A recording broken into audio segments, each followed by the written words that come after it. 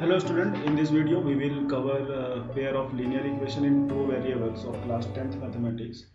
First of all we have to know pair of linear equation in two variable. What does it mean? इसका मतलब क्या होता है कि pair of linear equation in two variable क्या होता है वो हम जानेंगे सबसे पहले। तो इससे पहले मैं एक चीज़ आपको याद दिलाता हूँ, जैसे कि इससे पहले चैप्टर में आपने पॉलिनोमियल के बारे में पढ़ा और 9th क्लास में भी कहीं ना कहीं आपने पढ़ा होगा पॉलिनोमियल के बारे में। तो पॉलिनोमियल जनरली क्या होता था, उसमें कुछ वेरिएबल टर्म आते थे, जैसे कि X Y A B C D, इस तरह के टर्म जितने, और साथ में किसका कॉम्बिनेशन होता था, कुछ रियल नंबर्स का, रियल नंबर्स जैसे कि 1 2 -3 या पॉइंट वाले इस तरह नंबर का कुछ होता था। या जनरली हम कहें तो अगर आपको इस तरह याद होगा, कुछ भी पॉलिनोमियल इस तरह लिखा रखा था, लाइक 3x² -4x +5 इस तरह का। तो ये सब क्या था, पॉलिनोमियल था। तो पॉलिनोमियल में कुछ टाइप्स आपने पढ़ा था, उसमें सबसे पहला टाइप था आपका linear polynomial. Linear polynomial linear polynomial किसे कहते हैं, वो पॉलिनोमियल जिसके वेरिएबल की डिग्री 1 हो। जैसे कि अगर इस पॉलिनोमियल की बात करें तो ये कैसा पॉलिनोमियल है, क्वाड्रेटिक पॉलिनोमियल है, क्योंकि इसकी डिग्री 2 है। तो जिसकी डिग्री 2 होती है उसको क्वाड्रेटिक पॉलिनोमियल बोलते हैं, इसके वेरिएबल की डिग्री 2 है। लीनियर पॉलिनोमियल किसे कहते हैं कि मान लीजिए अगर कोई पॉलिनोमियल वन वेरिएबल यानी एक्स के वेरिएबल में हमने लिया, तो इसका जनरल फॉर्म आपका ऐसा होता है ए एक्स प्लस बी।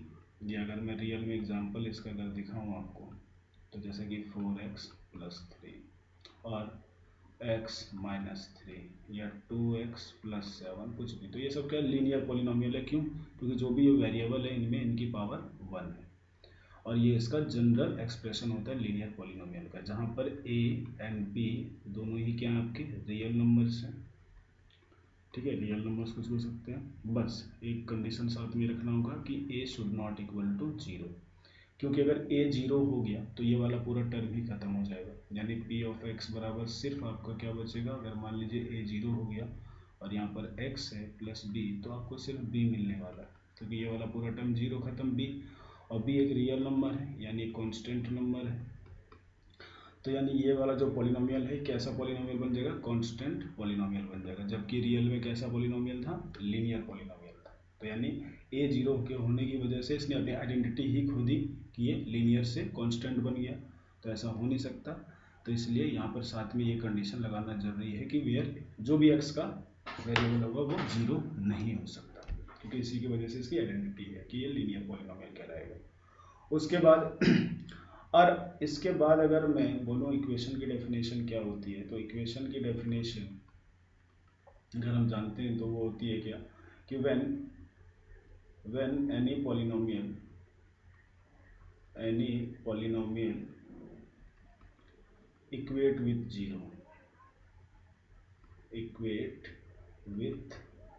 जीरो और any real number, it becomes equation। ठीक है, जैसे कि यहाँ पर हम ये लीनियर पॉलिनोमियल देख रहे हैं, तो अगर ये लीनियर पॉलिनोमियल ए एक्स प्लस बी, अगर इसको इक्वेट 0 से कर दिया जाए तो ये क्या बन जाएगा, इक्वेशन बन जाएगा, वो भी कितने वेरिएबल में, 1 वेरिएबल में, क्योंकि ये पॉलिनोमियल जो है ये लीनियर पॉलिनोमियल इन 1 वेरिएबल है, एक्स वाला ही एक वेरिएबल इसमें दिख रहा है आपको, सिर्फ एक्स ही है, बाकी ए और बी तो मान के चल रहे हैं कोई रियल नंबर हो, जैसे ये। और क्या बोला कि अगर यही लीनियर पॉलिनोमियल को अगर आप किसी दूसरे रियल नंबर से भी, अगर मान लो कोई भी रियल नंबर मान लो सी ले लिया, तो ये भी इक्वेशन ही होता है। ठीक है, लीनियर इक्वेशन इन 1 वेरिएबल। लेकिन हमारा यहाँ चैप्टर जो है उसमें है क्या, लीनियर इक्वेशन इन 2 वेरिएबल, यानी 2 वेरिएबल में है।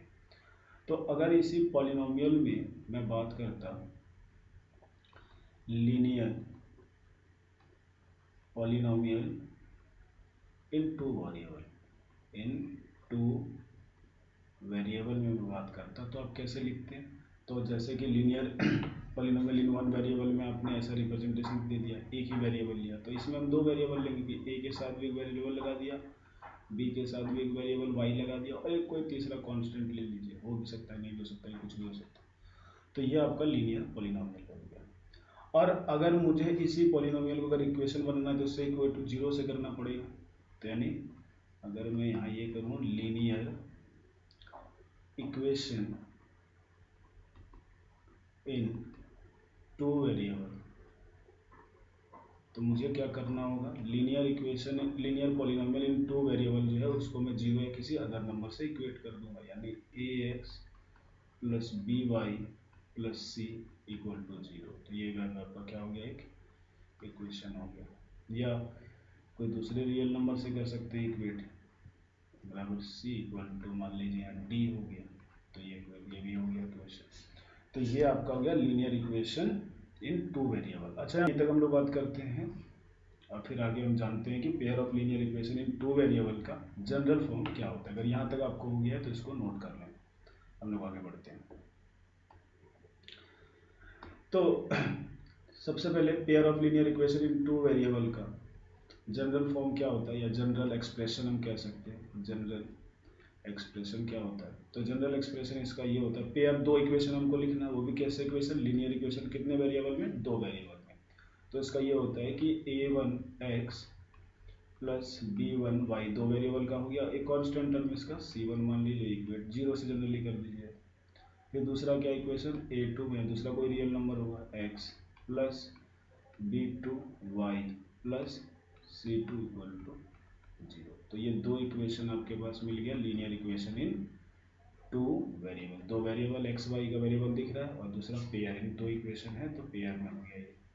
अच्छा जैसे कि इसका एग्जांपल में अगर मैं दिखाऊँ आपको कि जैसे कि 4x plus 3y plus 5 equal to 0, या 2x minus 3y minus 7 equal to 0। तो अगर ये दो इक्वेशन यहाँ पर जो है, इन दोनों इक्वेशन को कंपेयर किया जाए, फर्स्ट वाले को फर्स्ट से, सेकंड वाले को सेकंड से, तो आपको यहाँ से क्या क्या मिलने वाला है, a1 की वैल्यू आपको क्या मिलेगी 4, b1 की वैल्यू यहाँ से क्या मिलने वाली है 3, और c1 की वैल्यू 5 मिलने वाली है। और यहाँ पर दूसरे इक्वेशन से दूसरे इस वाले इक्वेशन को कंपेयर करें तो a2 की वैल्यू आपको 2 मिलने वाली है, b2 की वैल्यू यहाँ पर देखिए अगर कंपेयर करेंगे तो ये वाला जो हिस्सा है तो इसको हम लोग 2x प्लस माइनस 3y ऐसे भी लिख सकते हैं, और ये plus minus 7 equal to 0। Equation second को ऐसा भी लिख सकते हैं हम लोग, ये प्लस माइनस, तो फिर ये बाहर आके माइनस इसी तरह आ जाएगा, और ये भी प्लस माइनस करके बाहर में इसी तरह आ जाएगा। तो यानी अगर इससे कंपेयर करेंगे तो ये a2 की जगह आ रहा है, ये b2y की जगह आ रहा है, और ये c2 की जगह आ रहा है। तो b2 की वैल्यू आपकी कितनी हो जाएगी -3 एंड c2 की वैल्यू -7। ठीक है, तो ये चीज़ ऐसे होता है। तो हमको ये याद रखना है कि general representation pair of linear equation का कैसा होता है, तो ये होता है। और साथ में कंडीशन ये डालना है कि where a1 b1 c1 and a2 b2 and c2 are real numbers। ठीक है, अब हमें ये सोचना है कि यार ठीक है, इस तरह से जो इक्वेशन हमारा, इस तरह का एक्सप्रेशन जो बन रहा है, अब ये मैथ्स में किस तरह के क्वेश्चंस होंगे जिसमें हमको इस तरह का एक्सप्रेशन लाना होगा या इस तरह का आएगा। तो हम उस सिचुएशन पे बात करते हैं, कुछ एग्जांपल लेंगे हम लोग जिसके, और उन क्वेश्चंस में हम देखेंगे कैसे उस क्वेश्चन के कारण इस तरह का हमारा एक्सप्रेशन बनता है, और इनको फिर सॉल्व करना सीखेंगे कैसे इनको सॉल्व करते हैं। तो इसको नोट कर लें, फिर हम लोग आगे बढ़ते हैं। जैसे कि आपका एनसीईआरटी का एग्जाम्पल है ये, और इस क्वेश्चन में हम लोग समझेंगे कि कैसे जो है हम लीनियर पेयर इक्वेशन के फॉर्म में ला करके क्वेश्चन को सॉल्व करेंगे। तो क्वेश्चन में जैसा दिया गया है कि 5 pencil and 7 pen together cost 50 rupees, यानी 5 पेंसिल और 7 पेन अगर आप एक साथ खरीदते हैं तो आपको टोटल पेमेंट 50 रुपये करना होगा। और वही 7 पेंसिल और 5 पेन एक साथ खरीदते हो तो आपको 46 रुपये पेमेंट करना पड़ता है। तो आपसे ये क्वेश्चन पूछा गया, तो ये बताएं एक पेंसिल और एक पेन की कीमत कितनी होगी, cost of 1 pencil and that of 1 pen. तो इसमें क्या करेंगे, तो सबसे पहले ये देख लेते हैं, दो टाइप की चीज़ें हैं, एक तो पेंसिल्स हैं और दूसरी पेन है। तो पहली बार में जब आपने 5 पेंसिल खरीदा और 7 पेन एक साथ खरीदा तो आपको कॉस्ट लगा 50 रुपीज़, वही दूसरी तरफ जब आपने पेंसिल 7 पेंसिल लिया और 5 पेन लॉक किया तो उस टाइम आपको पेमेंट करना 46 रुपये। तो यार आप क्या कर रहे हैं, आप इकट्ठा खरीद रहे हैं 5 पेन या 7 पेन। तो इससे पहले अगर हमको जानना होगा कि भाई एक पेंसिल और एक पेन की कितनी है, तो उसके लिए हमको क्या सपोज करना होगा। सॉल्यूशन मान लिया हमने कि let cost of one pencil भी x रुपये, ये एक का मान लिया। और सेम उसी तरह मान लेंगे कॉस्ट ऑफ वन पेन, और इसका मान लिया इसकी प्राइस कुछ और होगी, मान लेते हैं ₹y हो गई। तो दो वेरिएबल है से आ गया। तो सबसे पहले cost of 5 pencil and 7 pens, तो कितना हो जाएगा टोटल। तो हम इनके हिसाब से तो 50 रुपीज़ है और हमारे हिसाब से कितना आना चाहिए। तो भाई एक पेंसिल की कीमत x रुपये है तो 5 पेंसिल की कितनी हो जाएगी, 5x हो जाएगी। सिंपल सा मैथमेटिक्स है कि एक पेन की कीमत अगर मान लीजिए 10 रुपये है तो 5 पेन की कीमत कितनी हो जाएगी, तो 5 को 10 से कर देंगे। तो एक की कीमत x रुपये है तो 5 की 5x इंटू हो गया। फिर एंड यानी प्लस 7, क्योंकि साथ में खरीद रहे थे यानी ये रुपये और प्लस 7 पेन के भी रुपये देने पड़ेंगे। और 7 पेन की जो है कीमत कितनी हो जाएगी, एक पेन की कीमत y है तो 7 पेन की 7y। ये हमारे हिसाब से क्वेश्चन के हिसाब से ये है, तो इसका मतलब कुछ प्रश्न के अनुसार अकॉर्डिंग टू क्वेश्चन ये में ये मिलने वाला। और ये देखिए आप एक इक्वेशन मिल गया आपको। और ये अच्छा, अब आप ये बोलोगे कि यार लीनियर इक्वेशन जो था, दो इक्वेशन आपने इस फॉर्म में लिखा था a1x plus b1y plus c1 equal to 0। कोई बात नहीं, हम इसको भी तो उस फॉर्म में ला सकते हैं, 5x प्लस 7y, और ये अगर इधर चला जाएगा तो -50 और इधर 0 बचेगा। तो यहाँ से देख लीजिए a1 की वैल्यू 5 है, b1 की वैल्यू 7 है और c1 की वैल्यू -50 है। ध्यान रहे इस चीज़ की, ठीक है। तो और हाँ, तो फिर हमने ऐसा क्यों लिखा, क्योंकि ज़्यादातर हम क्वेश्चन को जब सॉल्व करेंगे तो अपने इक्वेशन को इसी फॉर्म में लेंगे, यानी दोनों वेरिएबल एक तरफ और जो कांस्टेंट वाला वैल्यू है वो एक तरफ रखते हैं हम लोग। तो अब इसको सॉल्व करना भी सीखेंगे। पहले तो हम ये सीख रहे हैं कि कैसे इनको इक्वेशन के फॉर्म में लाना है। चलिए, पहले सिचुएशन का 5 पेंसिल एंड 7 पेन का तो आपने इक्वेशन बना लिया। अब ये दूसरा वाला बचा है कि 7 pencil and 5 pens bought together then cost will be 46। तो अब साथ में यहीं पर देख लीजिए अगेन कॉस्ट ऑफ, इस बार क्या क्या करता है, 7 पेंसिल्स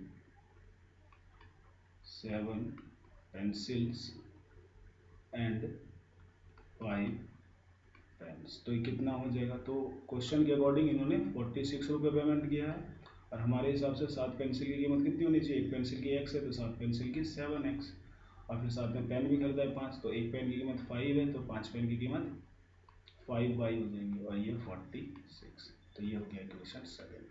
तो दो इक्वेशन आपके पास आ चुका है। तो पहले तो आपको सबसे पहले ये इक्वेशन लाना आना चाहिए। जब तक ये इक्वेशन लाना नहीं आएगा तब तक आगे सॉल्व नहीं हो पाएगा, ठीक है। तो अब इस इक्वेशन को, अब ये तो हमारे पास दो इक्वेशन फाइनली बन गया। वी हैव टू इक्वेशंस, कौन कौन है आपके, 5x plus 7y equal to 50 और सेकेंड है 7x plus 5y equal to 46। दो इक्वेशन हमारे पास हैं और इन दोनों इक्वेशन से हमको वैल्यू किसकी निकालनी है, x और y की, क्योंकि हमें ये पूछा गया था कि वन पेंसिल और वन पेन की कीमत कितनी है, जो कि x और y है। मतलब कि x और y निकाल लेंगे तो हमें एक पेंसिल और एक पेन की कॉस्ट पता चल जाएगी, ठीक है। अब इनको सॉल्व कैसे करते हैं, तो हम लोग अब इसको सॉल्व करना सीखेंगे, वेरिएबल की वैल्यू निकालना सीखेंगे हम लोग इसमें।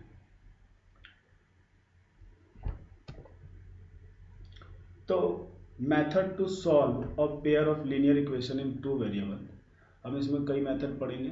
जैसे कि फर्स्ट जो है आपका सब्स्टिट्यूशन मेथड है, सेकंड जो है आपका एलिमिनेशन मेथड पढ़ेंगे, थर्ड जो है आपका क्रॉस मल्टीप्लिकेशन मेथड पढ़ेंगे और फिर फोर्थ जो है ग्राफिकल मेथड से हम linear equation in two variable को सॉल्व करना सीखेंगे। यानी linear equation in two variable, इस इक्वेशन में दो वेरिएबल होते हैं, दोनों वेरिएबल की वैल्यू फाइंड आउट करने के लिए हम ये चार मेथड इसमें यूज करने कैसे निकालना है, सब्स्टिट्यूशन मेथड से, एलिमिनेशन मेथड से, क्रॉस मल्टीप्लिकेशन मेथड से एंड ग्राफिकल मेथड से।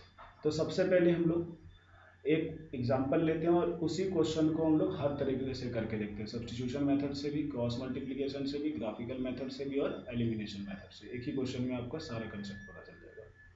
तो हम लोग एग्जांपल लेते हैं। क्वेश्चन है हमारे पास कि सेम वही वाला है कि 7 pencil and 7 pens together cost 50 rupees and where 7 pencil and 5 pens together cost 46। Find the cost of 1 pencil and that of 1 pen.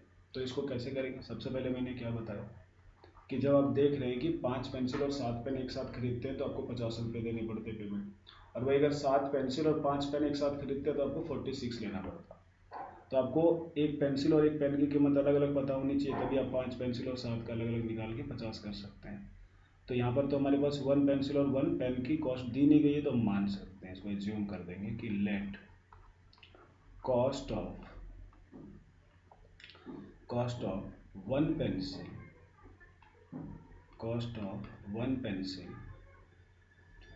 B X rupees and cost of 1 pen be Y rupees.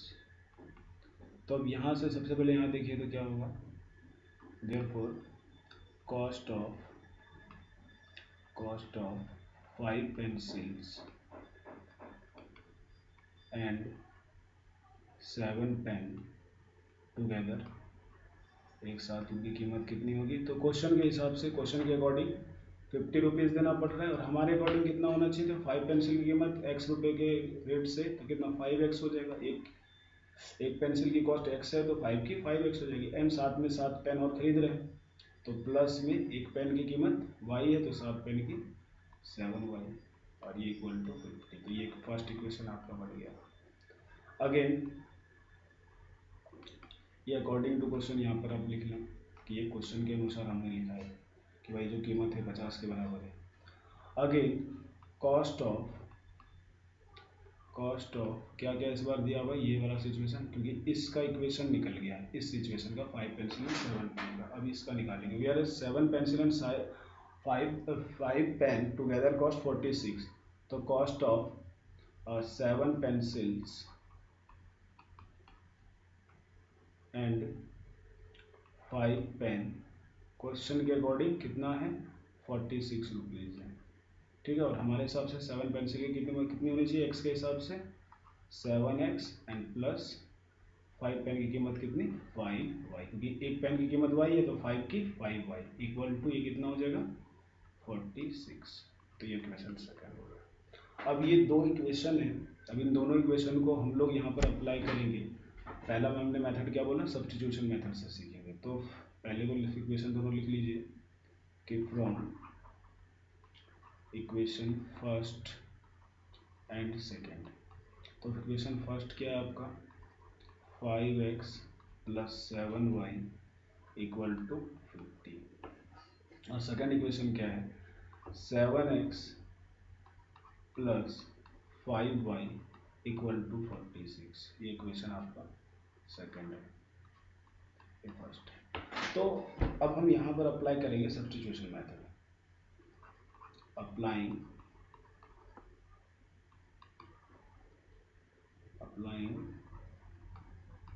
Substitution method. अब substitution method क्या होता है? सबसे पहले तो इस word का मतलब समझे, सब्स्टिट्यूट करना, मतलब कि कोई एक वैल्यू निकालना कहीं से और उसको दूसरे में सब्स्टिट्यूट कर देना, डाल देना। मतलब क्या है कि दो इक्वेशन आपके पास है, इन दो इक्वेशन में किसी भी कोई भी चुन सकते हैं, फर्स्ट या सेकंड, दोनों इक्वेशन में आप किसी की भी वैल्यू निकाल लीजिए X या Y की। कैसे? जैसे कि मैं फर्स्ट को अप्लाई कर रहा हूँ, फ्रॉम इक्वेशन फर्स्ट क्या है आपका? 5X plus 7Y equal to 50। अब यहाँ से हम क्या करेंगे कि यहाँ से भी आपकी मर्जी, या तो X की वैल्यू निकालिए या तो Y की वैल्यू निकालिए, दोनों आपकी मर्जी है, कुछ भी निकाल सकते हैं। तो अगर मैं X की वैल्यू निकालूंगा तो सबसे पहले 7Y इधर चला जाएगा, तो यहाँ पर आपके पास 5X equal to 50 minus 7Y ये बचेगा। और हमें क्या निकालनी है? X की वैल्यू निकालनी है। तो X की वैल्यू, और जो भी निकलेगी दिख रहा है आपको कि ये वाई के टर्म्स में निकल रहा है, अपॉन में 5 पूरे के नीचे आ जाएगा, यहाँ 7 और ये वाई के फॉर्म में। इसको इक्वेशन थर्ड बना दीजिए, क्योंकि ये भी तो एक तरह का इक्वेशन ही है कि भाई इधर भी कुछ है और RHS तरफ भी कुछ है। तो जब अच्छा फर्स्ट इक्वेशन से आपने x की वैल्यू निकाल ली, अब आपका क्या काम करना है, पुट कर दीजिए वैल्यू को, put value of x in equation second. जिस इक्वेशन से फर्स्ट इक्वेशन से आपने x की वैल्यू निकाल ली है और वो वैल्यू आपको किस में जा डाल देना है, इक्वेशन सेकंड में, उसी में नहीं डालना है, फर्स्ट में कभी नहीं डालना है, तो फिर उससे वही आ जाएगा, तो सेकंड में डालना है।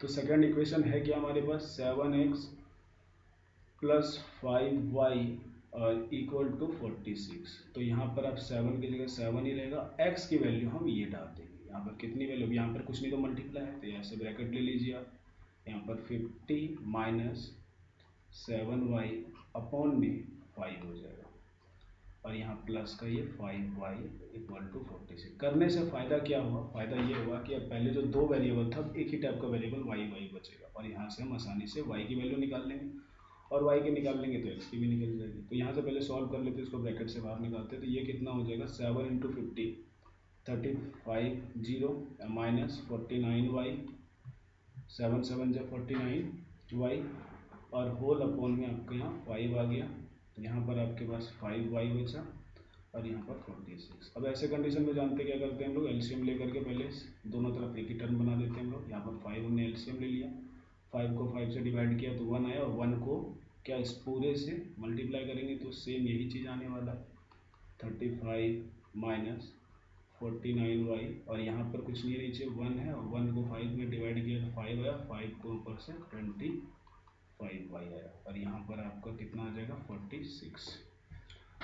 अब ऐसे कंडीशन में हम लोग क्रॉस मल्टीप्लाई कर देते हैं, इसको इससे करते हैं, और ये नीचे इसके कुछ नहीं है तो क्या है, 1 है, 1 को इस पूरे से करेंगे तो ही मिलेगा, तो 350। और इसको सॉल्व कर देंगे, यहाँ प्लस और यहाँ माइनस है, प्लस माइनस माइनस, यानी 49 में 25 अगर चला जाएगा तो माइनस का 24y बच जाएगा आपका, और यहाँ इससे मल्टीप्लाई हो जाएगा तो ये कितना हो जाएगा, 6 5 जा 33 और 5 2 3 so 30 ये हो जाएगा।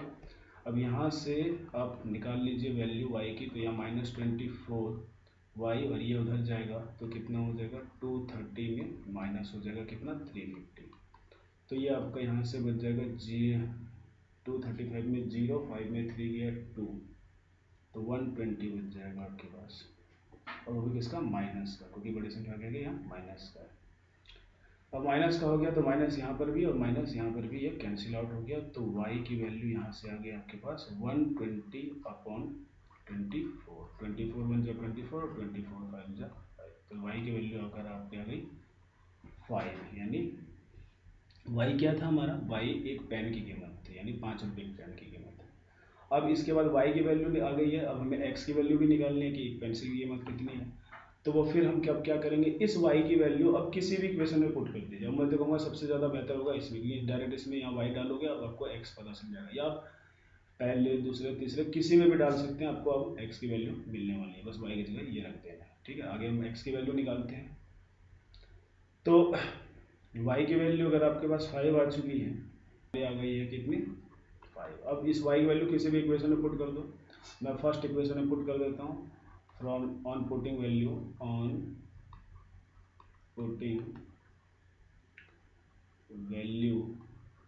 of y in equation first आपका क्या था, 5x plus 7y equal to 50, ये फर्स्ट इक्वेशन था। तो यहाँ पर y की वैल्यू डाल दो अपन जगह जहाँ यहाँ y है, तो ये 5x ही रहेगा, प्लस 7 इंटू 5 हो जाएगा ये इक्वल टू 50, और यहाँ से 5x प्लस 35 इक्वल टू 50, और यहाँ से 5x और ये उधर गया तो इधर यहाँ 15 बचेगा घटने के बाद, और यहाँ से x की वैल्यू कितनी आ जाएगी, 15/5, ये कट गया आपका 3 हो गया, यानी हेंस कॉस्ट ऑफ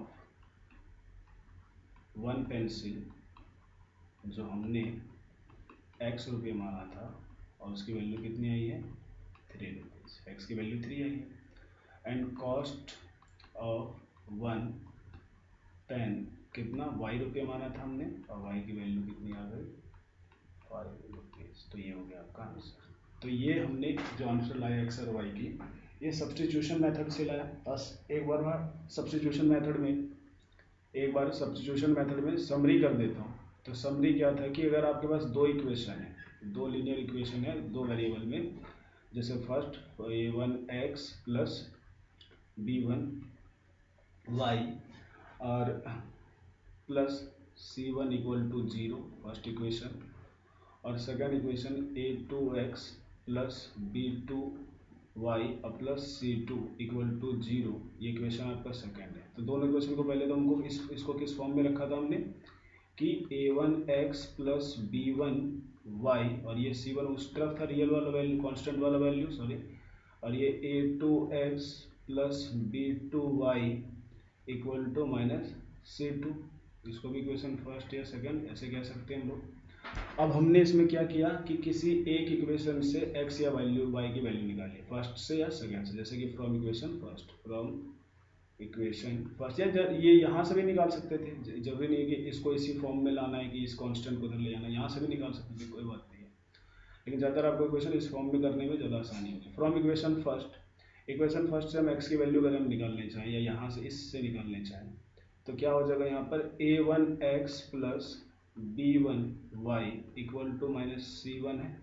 तो यहाँ से इस x की वैल्यू निकालनी, तो पहले इसको उधर ले जाएंगे, तो क्या हो जाएगा a1x equal to minus c1 और माइनस b1y। तो यहाँ से x की वैल्यू क्या हो जाएगी, minus c1 minus b1y upon a1, और यही क्या करते थे, इस x की वैल्यू y के टर्म में निकल रही है, y वेरिएबल के फॉर्म में। अब इसी को क्या कर देंगे, putting value of x in equation, अब फर्स्ट से निकाला है तो आपको इसको किस में पुट करना पड़ेगा, सेकंड वाले में पुट करना पड़ेगा, इन इक्वेशन सेकंड। तो सेकंड में क्या क्या है कि a2, वैसे सेकंड इक्वेशन क्या था, a2x और प्लस b2y, और उधर वो c चला गया है तो माइनस c2 हो गया। तो यहाँ जहाँ जहाँ x है वहाँ पर ये वैल्यू पुट कर देंगे, तो a2 यहाँ पर क्या हो जाएगा, minus c1 minus b1y upon में a1, ये वैल्यू यहाँ डाल दी x की जगह पर, a2 यहाँ ये रहा, और ये x की वैल्यू जो निकली थी पहले इक्वेशन से वो हमने यहाँ डाल दी, अब प्लस जैसे है। और याद है इस ये करने के बाद हमको सिर्फ एक ही टाइप का वेरिएबल मिला था, और फिर हमने आसानी से यहाँ से y की वैल्यू निकालनी थी, और फिर अब इस y की वैल्यू जो निकली थी फिर उसको x में पुट करके, इस इक्वेशन में पुट करके x का निकाल दिया था। तो ये याद नहीं रखना है, बस ये इसलिए बताया गया है कि सब्स्टिट्यूशन मेथड में हम लोग कैसे प्रोसेस अप्लाई करते थे। सबसे पहले याद रखना है, किसी एक इक्वेशन से x या y की वैल्यू निकाल देनी है, फर्स्ट या सेकंड जो दिया हुआ रहेगा आपको, और फिर उस x या y को जिस इक्वेशन से निकाला उसके दूसरे वाले इक्वेशन में पुट कर देना। जैसे हमने फर्स्ट इक्वेशन से x की वैल्यू निकाली थी और इसी x को दूसरे वाले इक्वेशन में सब्स्टिट्यूट कर दिया था जहाँ पर x था, जिसकी वैल्यू अगर y होता तो यहाँ पर रखते हैं हम लोग। क्लियर है? तो ये हमारा सब्स्टिट्यूशन मेथड से सॉल्व करने का हो गया। अब इसी क्वेश्चन को अब हम दूसरे मेथड से करते हैं, एलिमिनेशन मेथड से। ठीक है, तो अब हमारे पास वही क्वेश्चन है, अब इसको हम लोग एलिमिनेशन मेथड से अप्लाई करेंगे। जैसा कि हमको इस बार हम सब्स्टिट्यूशन मेथड से नहीं एलिमिनेशन मेथड से करके देखेंगे, और एलिमिनेशन मेथड को सीखेंगे भी कि कैसे एलिमिनेशन मेथड से सॉल्व करते हैं क्वेश्चन। तो क्वेश्चन आपका वही है कि 5 pencil and 7 pen together cost 50 rupees, and whereas 7 pencil and 5 pens together cost 46 rupees. मतलब 5 पेंसिल और 7 पेन आप एक साथ खरीदते हैं तो आपको 50 रुपये देने पड़ेंगे, और 7 पेंसिल और 5 पेन खरीदते हैं एक साथ आप तो आपको 46 रुपये देने पड़ते हैं। ठीक है, तो find the cost of 1 pencil and 1 pen. तो यानी 1 पेंसिल और 1 पेन की कीमत निकालनी है हमें। तो सबसे पहले इसमें पता ही आपको क्या मान लेंगे, लेट कॉस्ट ऑफ 1 पेंसिल, सबसे पहले वो मान लिया हमने, और मान लिया कितना x, और कॉस्ट ऑफ 1 पेन हम मान लेते हैं y रुपीज। ठीक है, तो यहाँ पर अब ये देखें कि since cost of 5 pencils and 7 pens question के अकॉर्डिंग कितना है 50 रुपीज़, और हमारे अकॉर्डिंग कितना होना चाहिए, 5 पेंसिल की कीमत कितनी 5x, क्योंकि एक पेंसिल की कीमत कितनी है x है तो 5 की 5, और 7 पेन यानी एक पेन की कीमत y रुपीज़ है तो 7 पेन की 7y, तो हमारे हिसाब से टोटल इतने रुपये देना चाहिए, और क्वेश्चन के अकॉर्डिंग 50, यानी इसका मतलब ये दोनों बराबर है। ये पेन की कीमत हो गई 5x पेंसिल की सॉरी, और 7y पेन्स की कीमत हो गई, टोटल मिला के ये 50 रुपीज़ हो गया, तो ये इक्वेशन फर्स्ट बन गई। सिमिलरली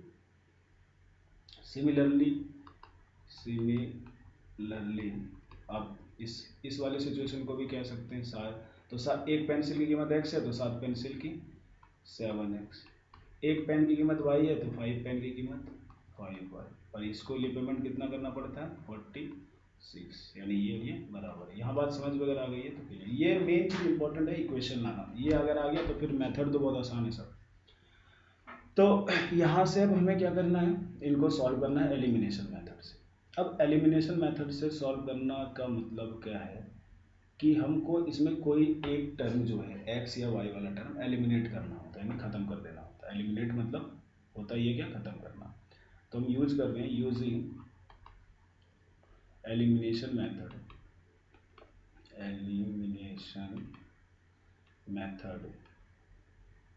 तो एलिमिनेशन मेथड में सबसे पहला तो रूल ये है, या तो x या तो y वाला टर्म जो है बराबर करो, और वो कैसे बराबर करते हैं, गुना करने पर। कैसे, यहाँ पर देखते हैं, 5x plus 7y equal to 50 जैसा दिया हुआ, और 7x प्लस 5y यहाँ पर आपको 46 दिया हुआ।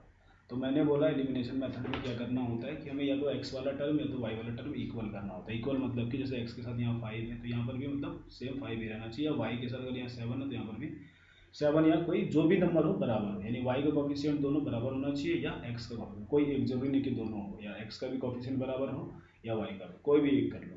तो अब आपकी मर्जी है, x को बराबर करना चाहते हैं कि y को बराबर करना चाहते हैं। अगर आप x को बराबर करना चाहते हैं तो x के जो कॉफिशिएंट है उनको क्रॉस मल्टीप्लाई कर दीजिए। जैसे कि x का कॉफिशिएंट यहाँ 7 है तो ये सेकंड इक्वेशन क्या है, तो यहाँ फर्स्ट इक्वेशन को पूरी को 7 से मल्टीप्लाई कर देंगे। उसी तरह फर्स्ट इक्वेशन में x का कॉफिशिएंट 5 है तो सेकंड इक्वेशन को 5 से मल्टीप्लाई कर देना। लेकिन हाँ ध्यान ये रहे कि अगर x का कॉफिशिएंट ऊपर नीचे कर रहे हैं, 7 का यहाँ पर और 5 का यहाँ पर, और अगर वही y का अगर हम लोग करते तो y का 5 यहाँ पर आता और y का ये वाला 7 इस वाली इक्वेशन से मल्टीप्लाई होता।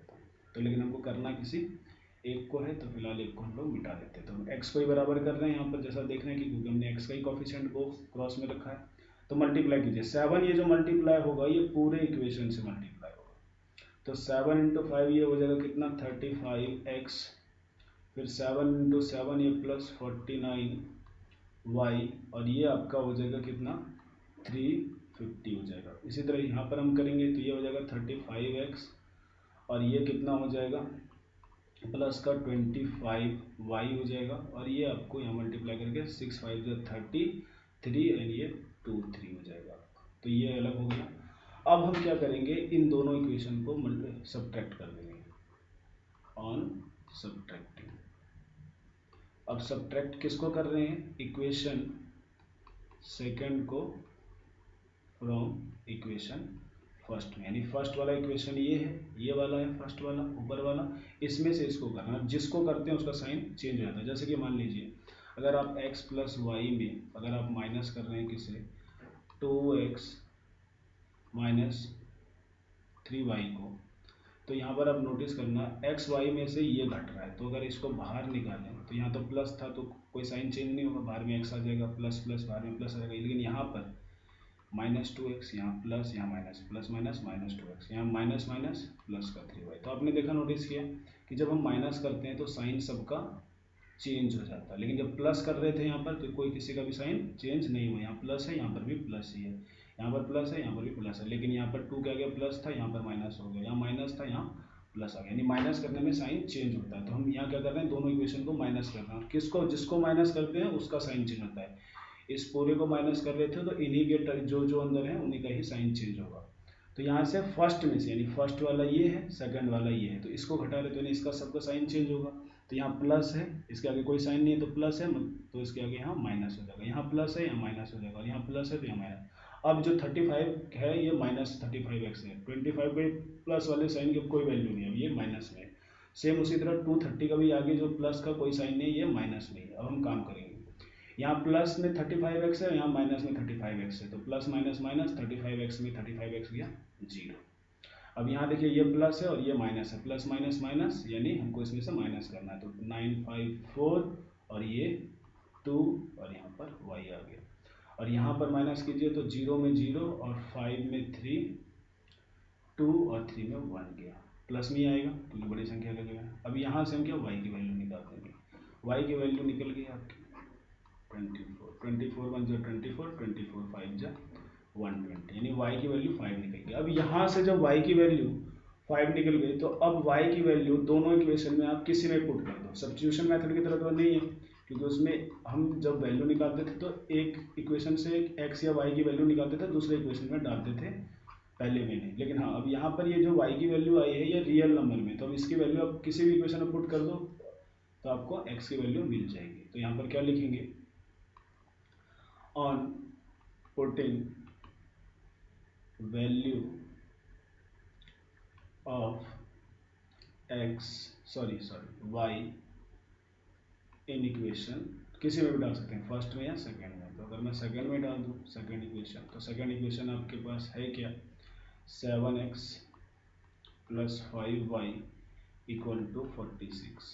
तो यहाँ 7x ही रहेगा और y की वैल्यू आई है तो y की जगह पर y रखेंगे, y इक्वल टू 46। तो ये 7x और ये प्लस का 25 और यहाँ पर ये 46 हो गया। तो 7x और ये आपका 46 माइनस 25 जाएगा तो ये बचेगा आपको 21, और यहाँ से x की वैल्यू 21/7 और कट के थी। और सर पिछली बार भी यही आपका आंसर आया था कि x की वैल्यू भी आ गई, y की वैल्यू भी आ गई, और x क्या था, कॉस्ट ऑफ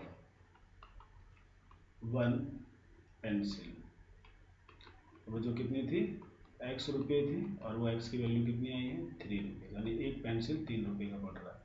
और वही दूसरा, कॉस्ट ऑफ 1 पेन, यानी कितनी थी इसकी, y रुपीज़ थी, और y की वैल्यू कितनी आई है हमारी, यहाँ पर देखें आप 5 रुपीज़। तो ये, तो अब दोनों मेथड्स आप सीख चुके हैं, ठीक है, दो मेथड आप सीख चुके हैं, elimination method and cross substitution method. Cross multiplication and graphical method हमारा बचा हुआ है, ठीक है। Thank you.